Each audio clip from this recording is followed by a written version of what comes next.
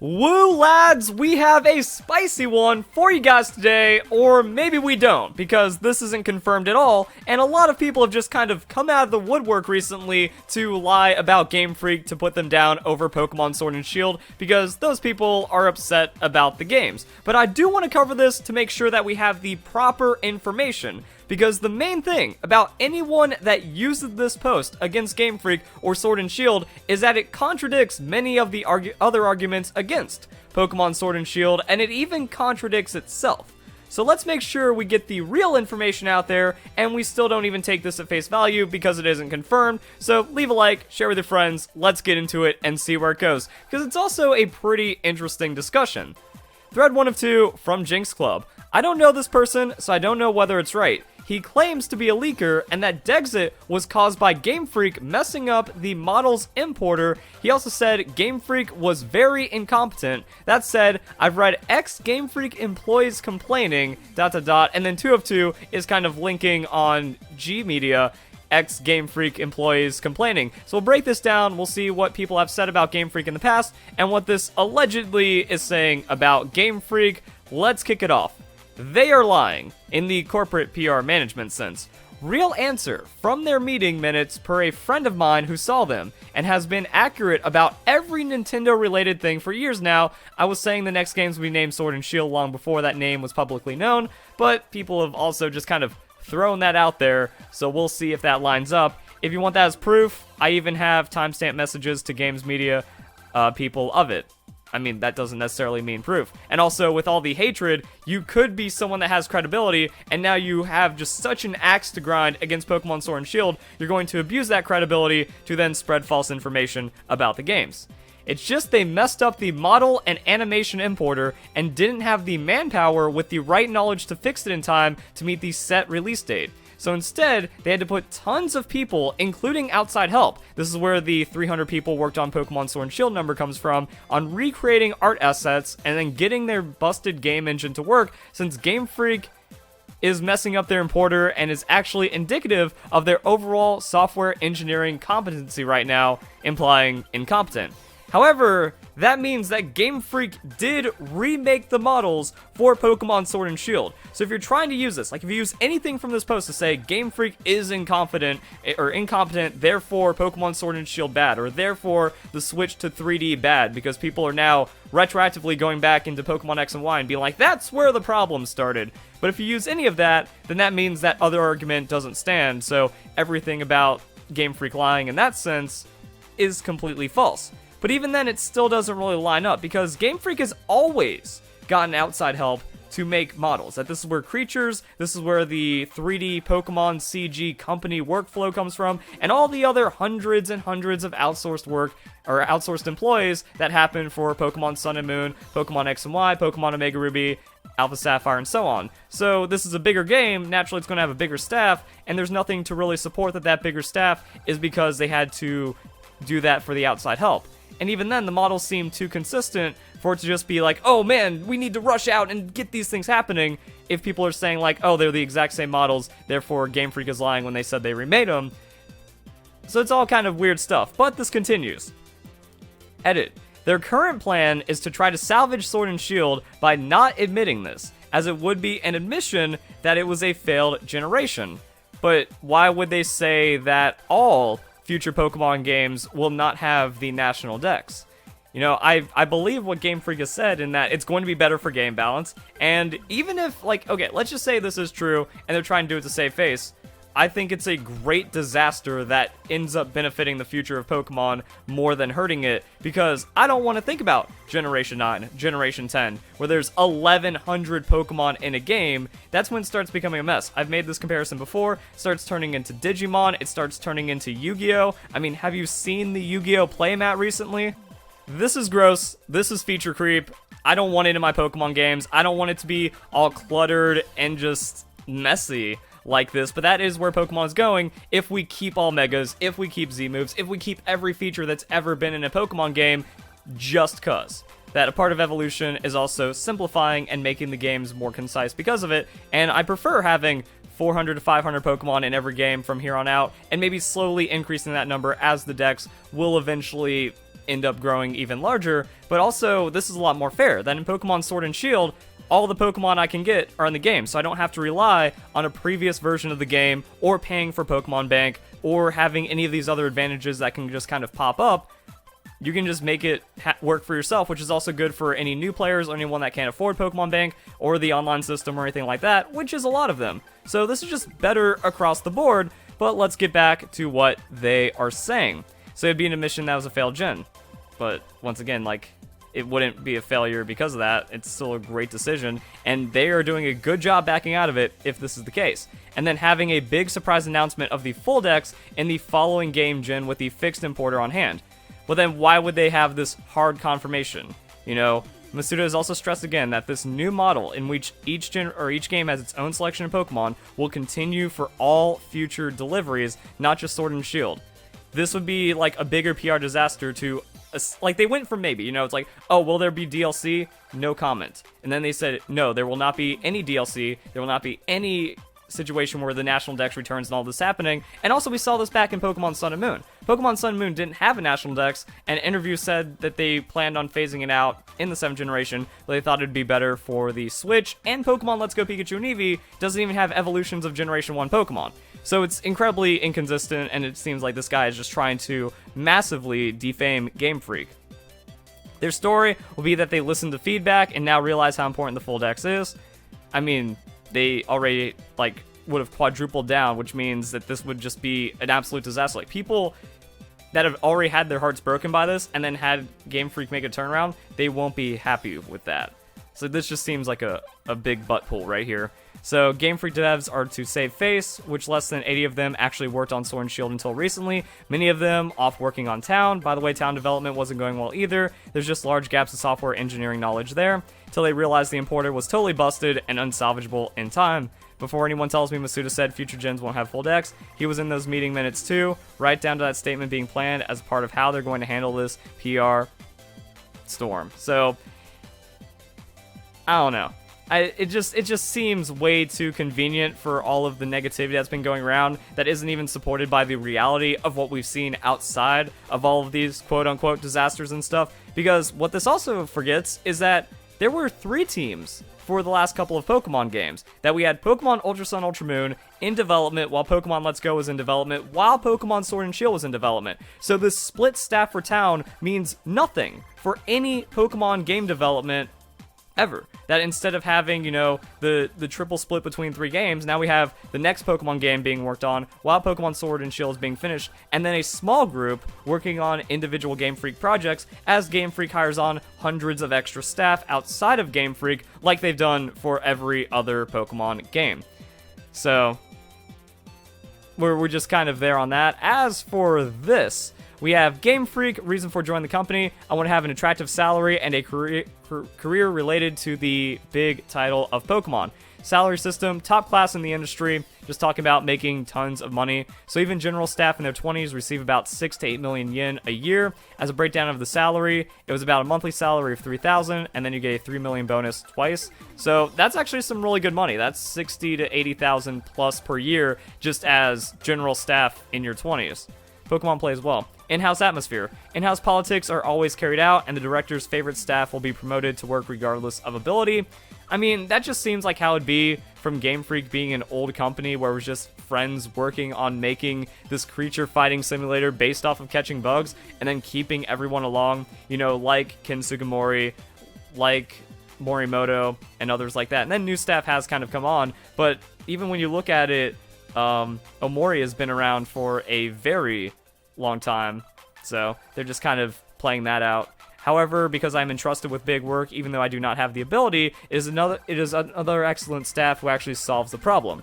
So it seems like there's kind of like that conflict. If there's a problem, it's the more competent people that aren't treated by the higher-ups as well that end up saving it, and then that's just kind of it. Basically, the director only sees the result, so the assigned staff is evaluated. For this reason, excellent staff retired immediately, and most of the remaining staff are those at the first-time company establishment, and those who have no ability to succeed in internal politics. So effectively, just kind of seeing like it's a high turnover rate. that you have the established people from the beginning that don't have a lot of experience in like 3D, and they've just been kind of doing Pokemon their way for a bit, and then anyone that was actually saving the games, they just leave because it's not worth it to them.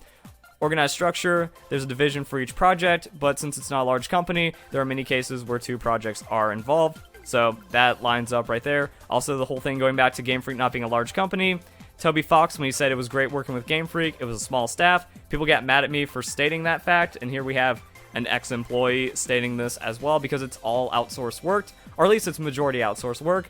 And that's not because like Game Freak isn't competent, that's just how they've been doing it for the last couple of years. So they find that this is the best workflow, and they even created an extra company, the Pokemon 3D CG, while also utilizing creatures as a separate company to make all of this happen.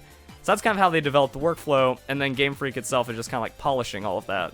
Work system, it's recommended that you return home on time. This talks about like holiday and stuff like that. Benefits, we have the same benefits as general companies. You go to work on holiday, you get money. Good points of the company, salary is high. I don't need to work overtime or go to work on holidays. I think it's a great company for those who want to make money. Points I think are bad or frustrated. There's no enthusiasm for the game. Because it's Pokemon, you can sell any piece. Because my salary is also high, there are many people who think about how to get high bonus without making a mistake, rather than the enthusiasm of making a game, so it's difficult to challenge new things.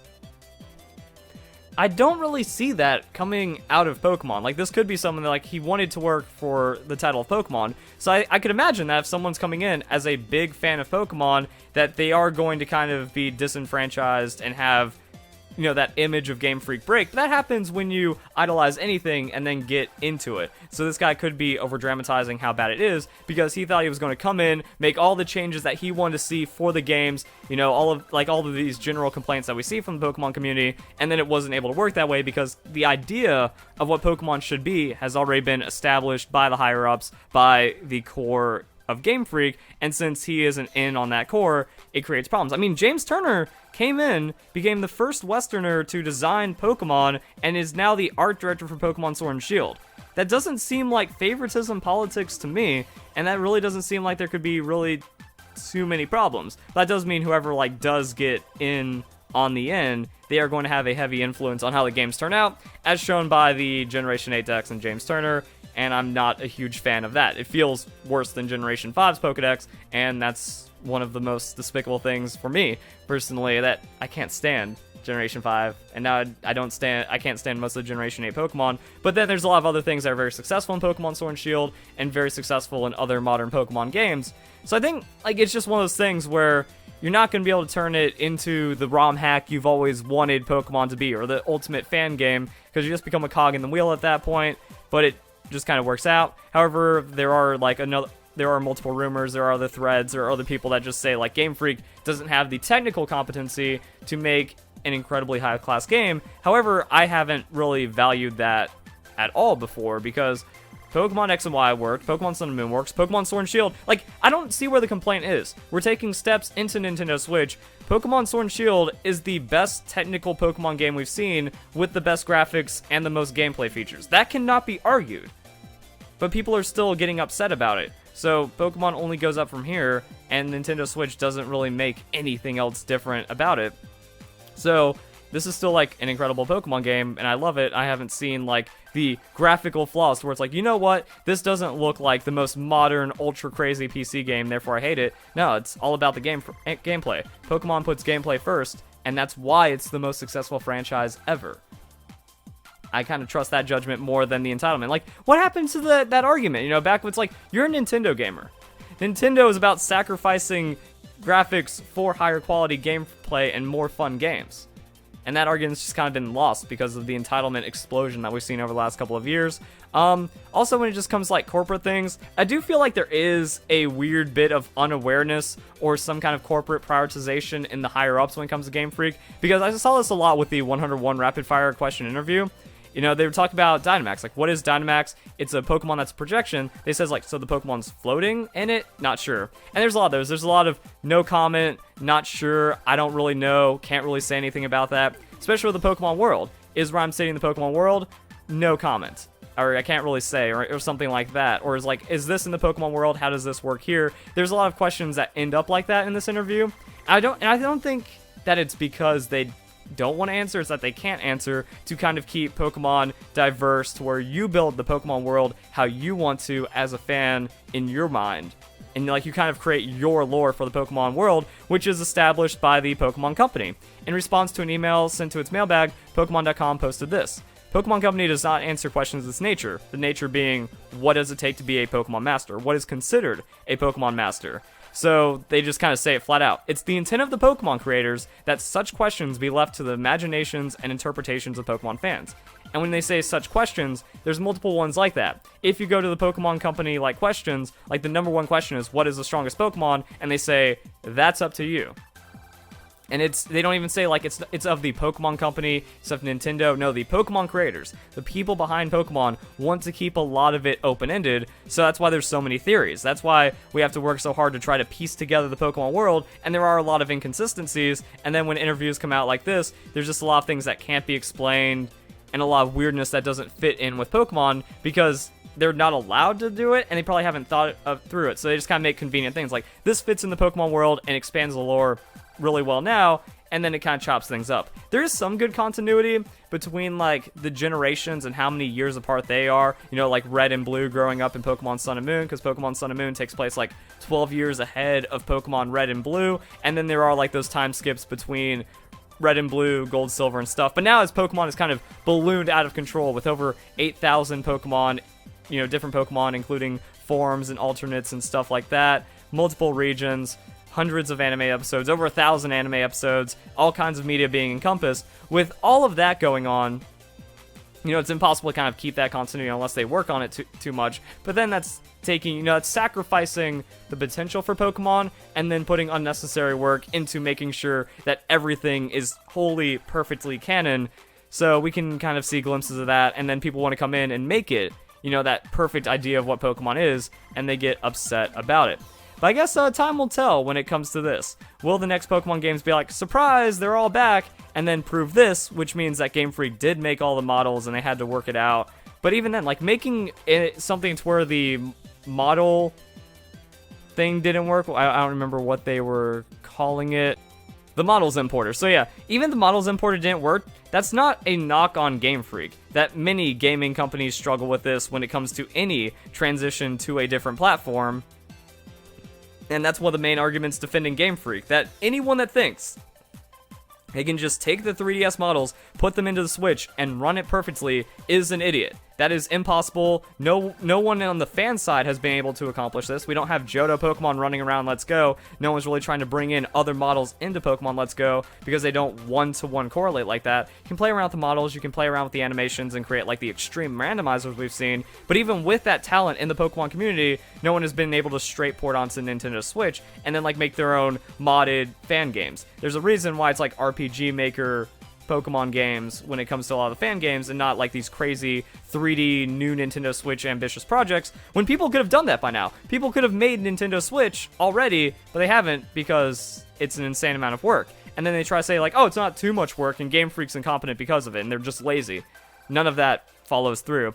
So we're going to see where all of this goes. Either way, it's like people are going to be mad, and now they have to choose about what to be mad about, and they're probably just going to prioritize the one that they think is worse, even though it might not be worse to another fan.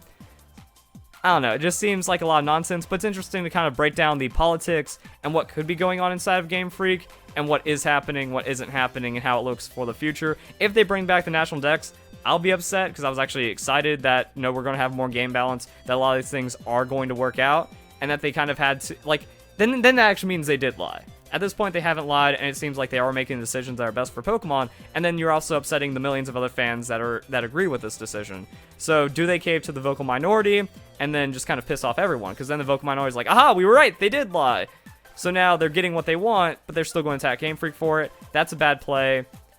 Hopefully Game Freak realizes that, and then that just means that this turns out to be fake. I don't know what all the craziness is going on. So if you guys enjoy the video, just some whack stuff going on this morning as we go right into Pokemon Sword and Shield. Hope you all have a nice day. Thank you very much for watching.